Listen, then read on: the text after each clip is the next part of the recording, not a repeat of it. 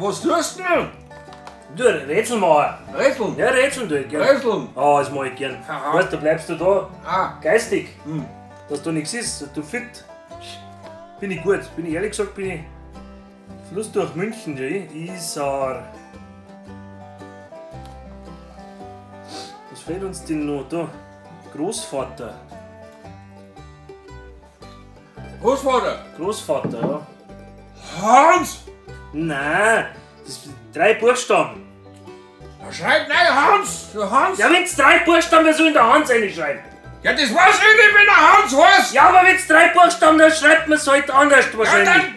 Jemand Ding! Da haben wir keine Ahnung, wahrscheinlich haben die den Ding, ich kenne ihn persönlich. Ja. Ja, eigentlich heißt es sogar Johann.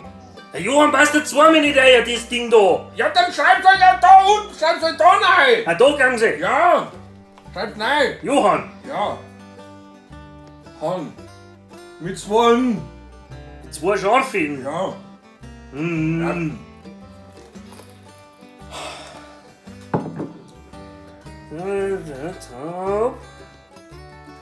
Synonym für glücklich. Synonym. Was ist das Synonym? Synonym. Das ist ein Fremdwort. Synonym ist aus dem Altlateinischen, das heißt also viel wie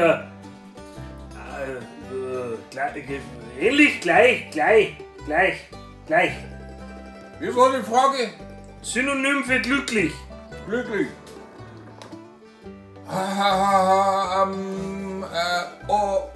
Ochsufer. Ochsufer. Mein gut. Ochsufer. Schreib Ja, nein, das Ochsufer. muss.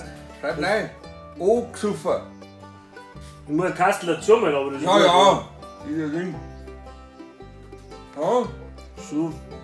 Ah, Schön. gut. Fertig. Fertig, jetzt können wir das Lösungswort. Ja, auf das Lösung. ist da. Naja, ist eh Fluss durch Hamburg. Schon ist, Fluss durch Hamburg. Da kommt raus, so. Was?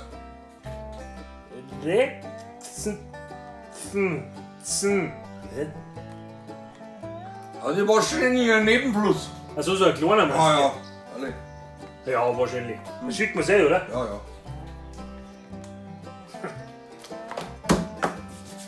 Gewinnen wir schon.